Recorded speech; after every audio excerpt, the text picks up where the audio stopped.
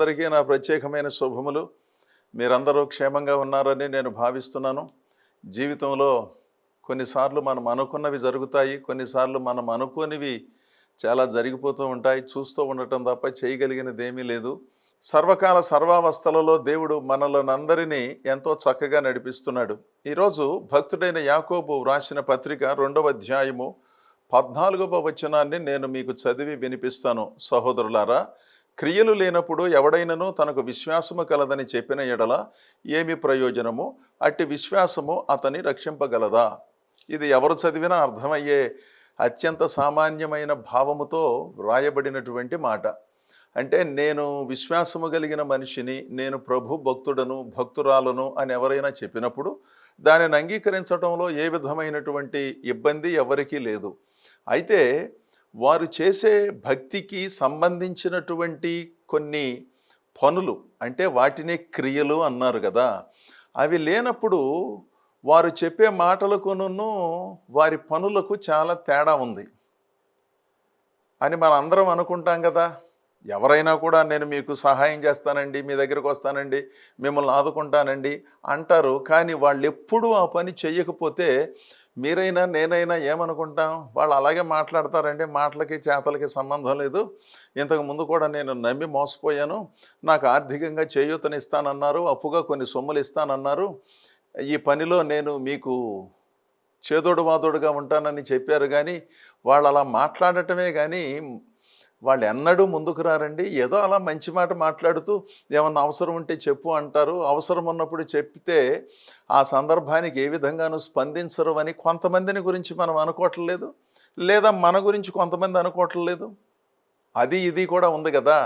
ఎంతసేపు భక్తి చేస్తున్నాం కదా అని మనమేదో చాలా గొప్పవాళ్ళం అయిపోయినట్లు, మధ్యాకాశంలో జీవిస్తున్నట్లు, అసలు మనలో ఏ విధమైనటువంటి లోపము లేనట్లు, లోపాలన్నీ కూడా బోధకుల్లోనూ మిగిలిన విశ్వాసులలోనూ ఉన్నట్లుగా మనం అన్నిసార్లు భావించనక్కర్లా. మనుషులం అన్నాక కొన్నిసార్లు కొన్ని తొందరపాట్లు ఉండొచ్చు. అవి సరి అయినవి అని నేను అనట్లేదు, కానీ వాటిని ఏ విధంగా సవరించుకోవాలో ఆ ఆలోచన చేయాలి. అలా సవరించుకోవాలి అంటే దేవుని లేఖనములను శ్రద్ధగా వినాలి. శ్రద్ధగా వినాలి అంటే దేవుని లేఖనములను శుద్ధముగా బోధించే వారిని సమీపించాలి. ఏది పడితే అది చెప్పటం, ప్రతిదానికి ఆత్మీయ అర్థమని చెప్పటం, ఇవి సరి అయినటువంటి పద్ధతులు కాదు. ప్రతిదానికి ఆత్మీయ అర్థం ఉండాలి, లేకపోతే ఇంకొక అర్థం ఉండాలని ఏమీ లేదు. ఇక్కడ మనం గమనించినట్లయితే విశ్వాసమునకు సంబంధించినటువంటి పనులు మనం చెయ్యాలి. అది సామాన్యంగా గ్రహించే సంగతి. కొంతమంది నేను మర్మాలు చెబుతాను, ఎవరు చెప్పని సంగతులు చెబుతాను అంటారు. అసలు అందరూ చెప్పే సంగతులను అనుసరించడమే మనకు చేతగాట్లేదు. ఎవరో చెప్పని సంగతులను నేను చెబుతాను అనటం, ఒకవేళ నిజంగా వారు చెబితే వినటం మంచిదే, కానీ వాటితో పాటు అప్పటికే మనం ఎరిగిన సంగతులను అనుసరించి జీవించడం చాలా ప్రాముఖ్యం.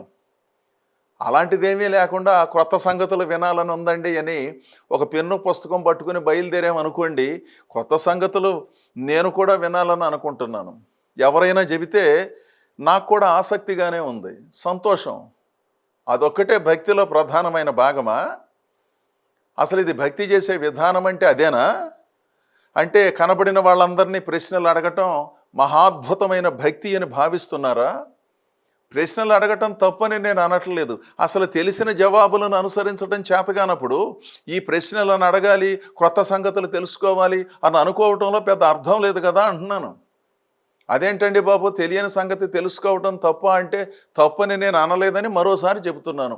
తెలిసిన వాటిని పాటించకుండా ఎంతసేపు క్రొత్త సంగతులు తెలుసుకోవాలనే ఆలోచన సరి అయినది కాదేమో కదా. ఒకవేళ తెలుసుకుంటూ తెలిసిన వాటిని అనుసరించడం మంచిది కదా. ఇదేమీ లేకుండాను, ప్రాథమికమైన సంగతులను పట్టించుకోకుండాను క్రమముగా దేవుని సేవించడం చేత కాదు, రోజు కాస్త బైబిల్ చదవటం చేత కాదు, ప్రార్థన చేయటం చేత కాదు, ప్రార్థనా మందిరానికి, దేవుడు నడిపించిన ప్రార్థనా మందిరానికి విశ్వాసము విధేయతలతో కుటుంబ సమేతముగా వెళ్ళి చక్కగా పాటలు పాడి దేవుని మాటలను విని రావటం చేత కాదు. కానీ మేము భక్తి చేస్తున్నామండి, మాకున్న అనుభవాలు వేరు, మీకున్న అనుభవాలు వేరు. మాది విశ్వవిద్యాలయపు స్థాయి అనుభవము, మీది సామాన్యమైన అనుభవం అని చెప్పుకుంటూ తిరిగితే దానివల్ల ప్రయోజనం ఏంటండి? తోటి విశ్వాసులను ప్రేమించటం రాదు, తోటి సంఘాలను ప్రేమించటం రాదు, తోటి సంస్థలను గౌరవించటం చేత కాదు. వాళ్ళకంటే నేను గొప్ప గొప్ప గొప్ప అని చెప్పుకునే ధోరణి అసలు క్రైస్తవ భక్తికే విరుద్ధమైన సంగతి కదా. మీలో ఎవరైనా గొప్పగా ఉండాలనుకునేవారు ఇదిగో ఈ చిన్నపిల్లవాని వలె తమ్మును తాము తగ్గించుకొని ఉండమని ప్రభు చెబుతుంటే నేను గొప్ప గొప్ప అనుకోవటం పెద్ద పొరపాటు కదా. ఒకవేళ గొప్ప అయితే ఆ గొప్ప స్థాయిలోకి మిగిలిన వాళ్ళను తీసుకొచ్చే ప్రయత్నమేమీ చేయకుండాను మా సంఘం వేరు, మా ఉపదేశం వేరు, మా సంస్థ వేరు, మేము ఎవరి సమావేశాలకు వెళ్ళము, మేము ఎవరి పాటలు పాడము, మా పాటలే ఊరంతా పాడుకోవాలి, మా ప్రత్యక్షతలే ప్రత్యక్షతలు, మా ఉపన్యాసాలే ఉపన్యాసాలు, ఇదంతా ఆలోచన చేస్తే విచిత్రంగా లేదు? దేవుడు వారికి గొప్ప ప్రత్యక్షతలు ఇచ్చాడు, కాదని అనటం లేదు. వాళ్ళ నాయకులు కానీ సంఘాలు కానీ దైవకృపను పొంది చక్కగా కొనసాగుతున్నాయి. ఎవ్వరూ వాటిని కొట్టివేయటం లేదు. ఇక్కడ వచ్చిన సమస్యల్లా మేమే గొప్పవాళ్ళం అనుకోవడం పెద్ద సమస్య కాదు, సమస్య నర్ర. ఏ పుట్టలో ఏ పాముందో ఎవరికి తెలుసండి. ఎంతసేపు ఎవరిని వారు హెచ్చించుకుంటూ నేను గొప్ప నేను గొప్ప, నేను చేసినట్లు ఎవరో చెయ్యరు, నేను చెప్పినట్లు ఎవరో చెప్పరు, నేను పాడినట్లు ఎవరో పాడరు అని మనం అనుకుంటున్నాం. మనలను మించిన మేధావులు బోళ్ళు మంది ఉన్నారు, నాణ్యమైన విశ్వాసులు ఉన్నారు, నాణ్యమైన సేవకులు ఉన్నారు, నాణ్యమైన ఉపదేశకులు ఉన్నారు. వాళ్ళను మనం గుర్తించొద్దా? అసలు భక్తిలోకి వచ్చిన తర్వాత నేను గొప్ప అనుకోవటం పొరపాటు కదా. అసలు గొప్ప అనుకున్నవాడు చిన్నగా ఉండాలని ప్రభు చెబుతున్నాడు కదా, తగ్గించుకొని ఉండమని ప్రభు చెబుతున్నాడు కదా. అలాంటి క్రియలు లేకుండా నేను విశ్వాసములో గొప్ప, ఉపదేశములో గొప్ప, సంఘములో గొప్ప, నా ఆహార్యములో గొప్ప, వీటన్నిటినీ చెప్పుకుంటూ అనవసరంగా ఆధ్యాత్మిక కాలక్షేపం చేస్తున్నారు. దశాబ్దాలుగా భక్తి చేస్తున్నా, దశాబ్దాలుగా దేవుని సేవలో ఉన్నా ఆధ్యాత్మిక ధర్మాలను గ్రహించకుండా అదో రకమైనటువంటి పద్ధతులను అనుసరిస్తూ ఒకరిని ఒకరు పొగుడుకుంటూ విచిత్రమైనటువంటి ఆలోచనలతో జీవించే వాళ్ళు ఉన్నారే, వాళ్ళను గురించి కూడా ఇక్కడ యాకోబు ప్రస్తావిస్తున్నాడు. నా సహోదరులారా, క్రియలు లేనప్పుడు ఎవడైనను తనకు విశ్వాసము కలదని చెప్పిన ఎడల ఏమి ప్రయోజనము? అట్టి విశ్వాసము వారిని రక్షింపగలదా? అందుకనే ఆ రక్షణ అనుభవము పూర్తిగా లేకుండా బ్రతుకుతున్నారు. కానీ అంటున్నారు నేను రక్షణ పొందాను, బాప్తిస్మం పొందాను అని. మరి తత్సంబంధమైనటువంటి భావసరళి ఎక్కడా కనపడదు, సహనం ఎక్కడా కనపడదు, మంచి మనసు ఎక్కడా కనపడదు, దాతృత్వం ఎక్కడా కనపడదు, ఆధ్యాత్మిక క్రమశిక్షణ ఎక్కడా కనపడదు. నేను రక్షణ పొందానండి, పలానా వాళ్ళు నాకు బాప్తిస్మం ఇచ్చారండి, మంచిదే. మరి సామాన్యమైన క్రియలు లేవే? ఇలా ఉండకూడదు, ఇలా మాట్లాడకూడదు, ఇంత వయసు వచ్చిన తర్వాత ఈ గోలేంటి, ఈ పద్ధతి ఏంటి? కనీసం ఇప్పుడన్నా మనం బాగుపడాలి, మంచి మాటలు మాట్లాడాలి, ప్రజలను గౌరవించాలి, చేస్తే సహాయం చేయాలి, లేకపోతే మౌనంగా ఉండాలి. వాళ్ళ గురించి వీళ్ళ గురించి అనవసరమైన సంగతులు మనకెందుకు? మన జీవితాలు, మన కుటుంబాలలో ఉన్న సమస్యలను విశ్లేషించుకోవడానికి 24 గంటల సమయం సరిపోవట్లేదు కదా. వాళ్ళను సాధించటం, వీళ్ళను సాధించటం, దీని వలన పెద్ద ప్రయోజనం లేదని కాస్త కుటుంబంలో ఉన్నటువంటి పెద్దలు పిన్నలు కూర్చుని ఆలోచన చేసి కుటుంబ ప్రార్థన చేసుకుని ఓ క్రమశిక్షణను పాటిస్తే అద్భుతం కదా. అవేమీ లేకుండాను దైవ విరుద్ధమైన ఆశలకు నిలయమైన ఆలోచనలతో బ్రతికేస్తూ ఎంతసేపు అనవసరమైనటువంటి ఆలోచనల మధ్యలో బ్రతుకుతూ కబుర్లు చెబుతూ దేవుడు ఎంత గొప్పవాడో, దేవుడు నాకు ఎన్నో అనుభవాలు ఇచ్చాడో, దేవుడు నన్ను పరిశుద్ధాత్మ చేత నింపాడు, రోజు దేవుడు నాకు దర్శనం ఇస్తున్నాడు అని చెప్పి అమాయకులైనటువంటి వారిని ఆకర్షించి వాళ్ళ ముందు వీళ్ళు మహా పెద్ద ఉన్నతమైన వాళ్ళుగా కనబడుతూ ఉంటారు. ఆత్మ పరిశీలన చేసుకోవాలి. అంత గొప్ప అనుభవాలు ఉంటే ఎలా మాట్లాడుతున్నారే, ఎలా ప్రవర్తిస్తున్నారే, ఈ ఆశలు ఇంకా చావలేదే? వాటిని ఎవరు అడగటం లేదని, అడిగినా సమాధానం చెప్పవలసిన అవసరం లేదని అదో రకమైనటువంటి పరిస్థితిలో జీవించే సేవకులైనా, నాయకులైనా, విశ్వాసులైనా ఎవరైనప్పటికీ ఈ సంగతుల వెలుగులో సవరణ చేసుకోవలసిందే. ఎంతసేపు అనుకూలమైన మాటలు, అనుకూలమైనటువంటి పద్ధతులను అనుసరిస్తూ భక్తి చేయాలనే ధోరణి దైవ విరుద్ధమైనటువంటి సంగతి అని మనందరం గుర్తించాలి. అపోస్తలుల కార్యములు 8వ అధ్యాయము 17 నుండి 24 వచనాలలో ఒక ప్రాముఖ్యమైన సంగతి ప్రస్తావించబడింది. పేతురు, యోహానులు మొదటి శతాబ్దంలో ఉధృతమైన దేవుని సేవలను జరిగిస్తున్నారు. పరిశుద్ధాత్ముడు వారిని నిజముగా అభిషేకించాడు. అనేక మంది కొరకు ప్రార్థన చేస్తున్నారు. అనేక మంది పైన చేతులుంచి ప్రార్థించినప్పుడు వారు పరిశుద్ధాత్మను పొందుకుంటున్నారు. ఎందుకంటే వారి శక్తి సరిపోదు కనుక దేవుని శక్తి సహాయముతో దేవుని సేవలను జరిగించడానికి దేవుడే ఆ కృపను వారికి ప్రబలముగా ప్రసాదించాడు. అందరూ ఆశ్చర్యపోతున్నారు, ఆనందపడుతున్నారు. ఈ సంగతులన్నీ ఒక మనిషి చూచాడు. అపోస్తలుల కార్యములు 8వ అధ్యాయము 19వ వచనం లేదా 18వ వచనం చివరి భాగము నుంచి. సీమోను చూచి వారి ఎదుట ద్రవ్యము పెట్టి, నేనెవని మీద చేతులుంచుదునో వాడు పరిశుద్ధాత్మ పొందునట్లు ఈ అధికారము నాకియ్యుడని అడిగాను. ఇతడు ఒక విచిత్రమైనటువంటి మనిషి. డబ్బులతో దేవుని అభిషేకాన్ని, దేవుని అధికారాన్ని కొనుక్కోవాలని అనుకున్నాడు. ఇదొక వింత అమాయకత్వం కదూ. పేతురు, యోహానులు దేవుని చేత ఆదేశించబడి చేతులుంచి ప్రార్థన చేసినప్పుడు పరిశుద్ధాత్ముడు వారిని ఆవరిస్తున్నాడు కదా. అలాంటప్పుడు ఇతడు కూడా తన మనస్సును సరిచేసుకుని, మనస్సులో ఉన్న దోషాన్ని సవరణ చేసుకుని, నా కోసం కూడా ప్రార్థన చేయండి, నాకు పరిశుద్ధాత్మ కృప కావాలని అడిగితే బాగుండేది. ఇతడు మనస్సును మార్చుకోడు, బుద్ధిని మార్చుకోడు, కానీ సొమ్ములు సంపాదించటానికి మాత్రం పరిశుద్ధాత్మ వరాన్ని కొంటాడు. ఇది ఎంత విచిత్రమైన సంగతి అండి. వస్తువు కొన్నట్టుగా పరిశుద్ధాత్మ అనే ఆ వరాన్ని ఇతడు కొనాలని ఆశపడ్డాడు. ఏది? మొదటి శతాబ్దంలోనే. విచిత్రంగా లేదు? మరి ఆ రోజుల్లోనే ఉంటే ఈ రోజుల్లో కూడా ఉన్నారేమో వరాలను కొనుక్కునేవాళ్ళు. డబ్బులిచ్చి నాకు వరం కావాలి, నేను ఎవరి మీద చేతులుంచితే వారికి పరిశుద్ధాత్మ అభిషేకం ప్రసరించాలనే భావనతో వరాలను కొనుక్కుంటున్నారేమో ఎవరైనా అమ్మితే. ఆ సంగతులు కూడా అక్కడక్కడ వింటున్నాం. ఫలానా ప్రాంతానికి వెళ్ళి, ఫలానా దేశానికి వెళ్ళి దైవ సంబంధితమైనటువంటి అభిషేకాన్ని తెచ్చుకున్నారు, అందరికీ ఇస్తున్నారు అని. ఎంత తెచ్చుకున్నారో ఎవరిచ్చారో నాకు తెలియదు, కానీ ఎవరి పైన పడితే వాళ్ళ పైన చేతులుంచితే అభిషేకం వస్తుందని నేను అనుకోవట్లేదు. యోగ్యమైన ప్రవర్తన, సత్ప్రవర్తన లేనప్పుడు దేవుని పరిశుద్ధాత్మాభిషేకము వారిని ఆవరిస్తుందని నేను భావించటం లేదు. ఒకవేళ ప్రత్యేక పద్ధతులలో వాళ్ళ జీవితాలను దేవుడు స్పృశించాలని భావించినప్పుడు దేవుడు ఏమైనా వెసులుబాటు కల్పిస్తే ఆ దారి వేరు, కానీ వాటిని మినహాయించి మనం మాట్లాడుకుంటే ఇదేమి చిన్నపిల్లలు ఆడుకునే ఆట కాదు.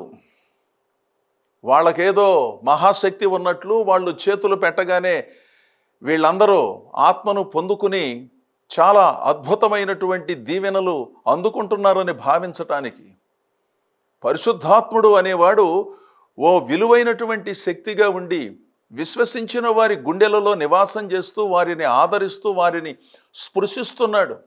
పరిశుద్ధాత్మ అభిషేకం అంటే ఊరికే చేతులుంచగానే వాళ్ళకు పరిశుద్ధాత్ముడు వచ్చేశాడు, ఆ ప్రభావాన్ని తట్టుకోలేక కింద పడ్డారు అని అనుకోవటానికి అన్నిసార్లు అవకాశం లేదు. ఇదొక ఆటలాగా ఉంది కొంతమందికి. ఎందుకు కింద పడుతున్నారో తెలియదు, ఎందుకు నవ్వుకుంటూ లేచి వెళుతున్నారో తెలియదు.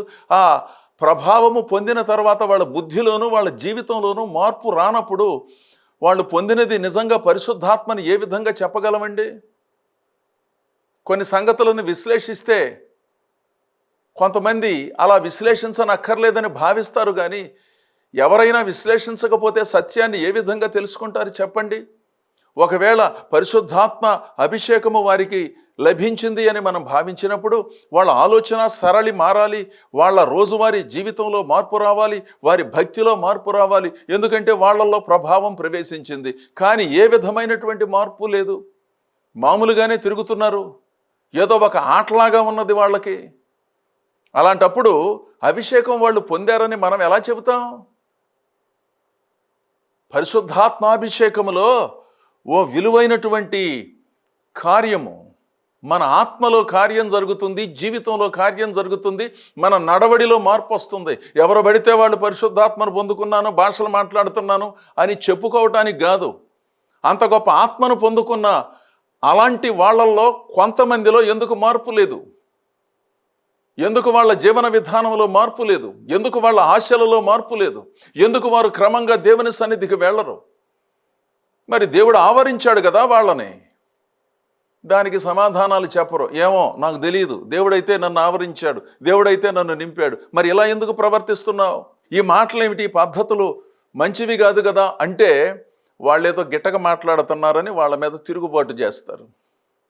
ఇక్కడ సీమోను ద్రవ్యమిచ్చి సొమ్ములిచ్చి పేతురు యోహానులను అడుగుతున్నాడు, నేను ఎవని మీద చేతులుంచుతానో వాడు పరిశుద్ధాత్మ పొందాలండి, ఈ డబ్బులు తీసుకోండి, సరిపోకపోతే ఇంకాసిన ఇస్తాను, నాకు ఆ వరం మాత్రం కావాలండోయ్ అని అడుగుతున్నాడు. ఇతడు ఎంత ఆధ్యాత్మిక వ్యాపారవేత్తో! ఆధ్యాత్మిక కార్యముల ద్వారా సొమ్ములు సంపాదించడానికి చేస్తూ ఉన్న విచిత్రమైన విన్యాసం కదా ఇది. అప్పుడు చూడండి జరిగినటువంటి స్పందన. 20వ వచనం, అందుకు పేతురు, నీవు ద్రవ్యమిచ్చి దేవుని వరమును సంపాదించుకొందునని తలంచుకొనినందున నీ వెండి నీతో కూడా నశించునుగాక. నీ హృదయము దేవుని ఎదుట సరి అయినది కాదు గనుక ఈ కార్యమందు నీకు పాలు పంపులు లేవు. అంటే వెండి తీసుకొచ్చాడు. మీరు ఎంతైనా తీసుకోండి, నాకు పరిశుద్ధాత్మ అనే వరం నాకు మీరు ఇచ్చేస్తే ఇక దాంతో బ్రతికేస్తాను నేను, మీకేదో కొంత వెండి ఇస్తాను, తర్వాత బోల్డ్ వెండి సంపాదించుకుంటాను అన్నట్లుగా తయారయ్యాడనమాట. అంటే బ్రతుకును మార్చుకోడు, తన హృదయాన్ని దేవుని ఎదుట సరి అయినదిగా ఉంచుకోడు, కానీ పరిశుద్ధాత్మ కావాలి. ఎందుకు పరిశుద్ధాత్మ కావాలి అంటే ప్రజలను ఆకర్షించడానికి బాగుంది, ప్రజలను ఆకర్షించి చుట్టూ తిప్పుకోవటానికి ఇదేదో బాగుంది, మన వ్యాపారం కూడా అద్భుతంగా అభివృద్ధి చెందుతుంది అనే భావముతో సిగ్గు విడిచి ఈ సీమోన్ అనేటటువంటి మనిషి తెగించి అడుగుతున్నాడు. వాళ్ళు ఏమన్నా అనుకుంటారేమో, ఈ మాటలు మాట్లాడితే పేతురు యోహానులు అభ్యంతర పడతారేమో, వాళ్ళకేమైనా కోపం వస్తుందేమో అని అనుకోలా. వెరపు లేదు, ఏదైనా అడగొచ్చు, ఏదైనా చెప్పొచ్చు, ఏదైనా సమర్థించుకోవచ్చు. అదేమంటే దేవుని కార్యం అనొచ్చు, అదేమంటే దేవుడు చెప్పాడని ఇతరుల నోళ్ళు మూయించవచ్చు అని కొంతమంది అనుకున్నట్లుగా ఇతడు కూడా అనుకుంటున్నాడు. ఏమండి, ఏదన్నా అడిగే ముందు ఒక వెరపు ఉండాలి కదా, ఒక పద్ధతి ఉండాలి కదా, ఒక సంస్కారం ఉండాలి కదా, ఒక నిబద్ధత ఉండాలి కదా. ఎవరేమనుకుంటే నాకేంటి అనే రీతిలో స్పందించడం సగటు మనిషి యొక్క లక్షణం కాదు కదా. ఈ సీమోను అనేవాడు ఎంత తెగించాడో చూడండి. పేతురు యోహానులను అభ్యర్థించినప్పుడు పేతురు అన్నాడు, నీవు ద్రవ్యమిచ్చి సొమ్ములిచ్చి దేవుని వరాన్ని కొనటం మంచిది కాదయ్యా. నువ్వేం మాట్లాడుతున్నావో, నువ్వేమీ సేవ చేయాలనుకుంటున్నావో, నీ భవిష్యత్తు ఏమిటో నీకేం అర్థం కావట్లేదు. అసలు దేవుని ఎదుట నీ హృదయం సరిగ్గా లేదు, నీకు పరిశుద్ధాత్మ ఎందుకు? అసలు నువ్వు మారు మనసే సరిగ్గా పొందలేదు, ఎందుకు వీటిని కోరుకుంటున్నావు?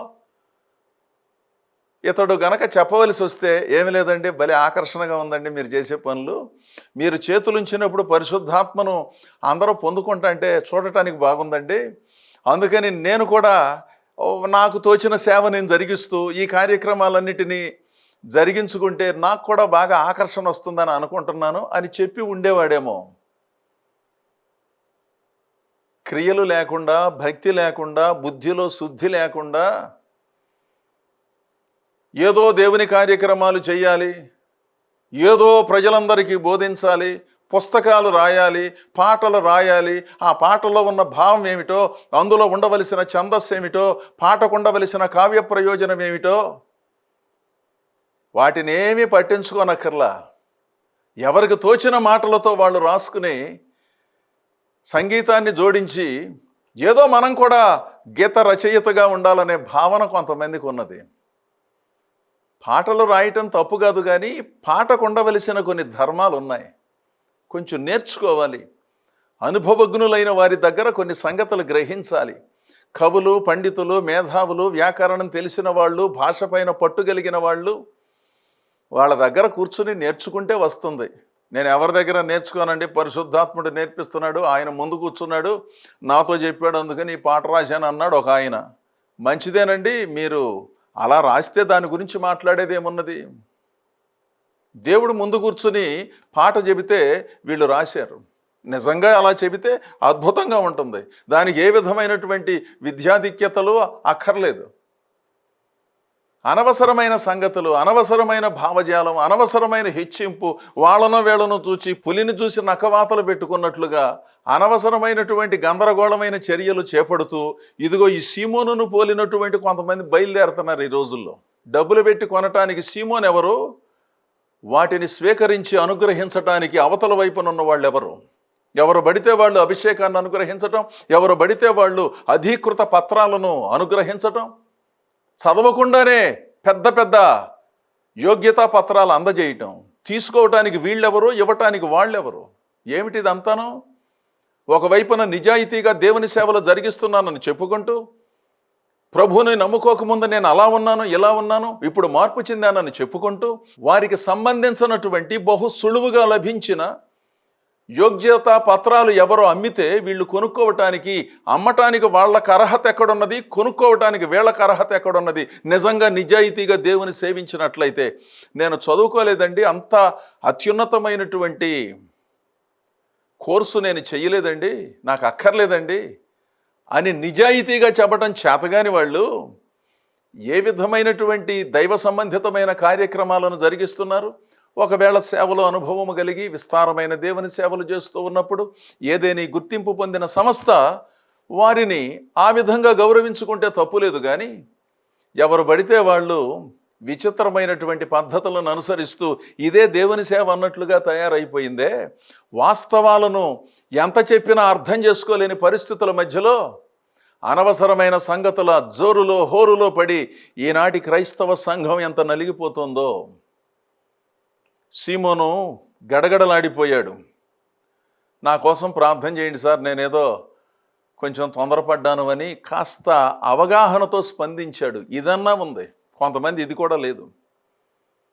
ఈయన కాకపోతే ఇంకొకళ్ళండి, వాళ్ళని అడిగితే వాళ్ళు ఇస్తారు, వీళ్ళని అడిగితే వీళ్ళు కూడా ఇస్తారు అన్నట్లుగా కనీసపు అవగాహన లేనటువంటి పరిస్థితులు. యాకోబు పుస్తకం 2వ అధ్యాయం 26వ వచనములో మరో సంగతి ప్రస్తావించబడింది. అదేమిటంటే, ప్రాణము లేని శరీరం ఎలాగో మృతమో అలాగే క్రియలు లేని విశ్వాసము కూడా మృతం. అంటే ప్రాణం లేని శరీరం అంటే దాని అర్థం శవం. శరీరము అంటే ప్రాణం ఉన్న దానిని శరీరము అంటాం, ప్రాణము లేని దానిని శవము అంటాం. ప్రాణము లేని శరీరము మృతి చెందినదని ఏ విధంగా భావిస్తామో, క్రియలు లేకుండా కబుర్లు చెప్పుకునేవాళ్ళు ఎవరైనా, నేనైనా మీరైనా భూలోకంలో ఎవరైనా, వాళ్ళ వల్ల ఎవరికి ప్రయోజనం లేదు. ఆలోచించండి ఒకసారి. దేవుని ప్రజలారా, ఎంతోమంది నాణ్యమైన విశ్వాసంతో, ఎంతోమంది సేవకులు, ఎంతోమంది విశ్వాసులు సంఘాలలో ఎంత సేవలు జరిగిస్తున్నారో, ఎన్ని ప్రార్థనలు చేస్తున్నారో, ఎంత ప్రయాణాలు చేస్తున్నారో, ఎంత నాణ్యమైన ఉపదేశాలు చేస్తున్నారో. వాళ్ళ జీవితానికినూ వాళ్ళ మాటలకు వాళ్ళ పనులకు చాలా దగ్గర సంబంధాలు ఉన్నాయి కదా. కొంతమందికి అసలు పొంతనే లేదు. ఆదివారం భక్తులలాగా తయారయ్యి అర్థం లేనటువంటి కార్యక్రమాలను జరిగించుకునే వాళ్ళు ఎంతమంది లేరు? సమర్థులు యోగ్యులైనటువంటి వాళ్ళు ఎంతమంది లేరు? వాళ్ళను గుర్తించండి, వాళ్ళ దగ్గరకు వెళ్ళండి, వాళ్ళు చెప్పే మాటలు వినండి. ఏమన్నా బుర్ర జ్ఞానం వస్తుంది, ఆధ్యాత్మిక జ్ఞానమైనా వస్తుంది. అంతేగాని మా ఇంటి పక్కనే సంఘం ఉందండి కనుక సౌకర్యంగా ఉంది, ఎప్పుడైనా వెళ్ళొచ్చు, ఎప్పుడైనా రావచ్చు, ఇది కాదు ఇక్కడ లెక్క. ఇంటి దగ్గరున్నా ఇంటికి దూరంగా ఉన్న యోగ్యమైన దేవుని సంగతులు బోధించే వారిని సమీపించి వారిని గురువులుగా స్వీకరించి చక్కగా దేవుని సంగతులను నేర్చుకున్న మనిషి ఎక్కడున్నప్పటికీ దేవునిలో దీవించబడటం సాధ్యమవుతుంది. క్రియలు లేని విశ్వాసము మృతము. ఒకవేళ నాకు విశ్వాసం ఉన్నదని చెప్పి దైవ సంబంధితమైన క్రియలు లేకపోతే ఏం ప్రయోజనం? ఎందుకు ఆ భక్తి? ఎందుకు అలా తిరగటం? దానివల్ల సుఖం ఏంటి? ఈ సంగతులను మనం ఆలోచించి మీరైనా నేనైనా, చెప్పే నేనైనా వినే మీరైనా, మనందరము ఈ సంగతులను పునరాలోచన చేసి అర్థవంతమైన భక్తిని జరిగిద్దాము. అప్పుడు దేవుడు మనలను మన కుటుంబాలను చక్కగా దీవించి నడిపిస్తాడు. అలాంటి అర్థవంతమైన సేవలు చేస్తూ ఉన్న మీలో అనేకులను నేను అభినందిస్తున్నాను. ఒకవేళ కొంచెం తడబడుతున్న వారు స్థిరపడి దేవునిలో ముందుకు సాగవలసినదిగా కోరుతూ ఈ నా మాటలు ముగిస్తున్నాను.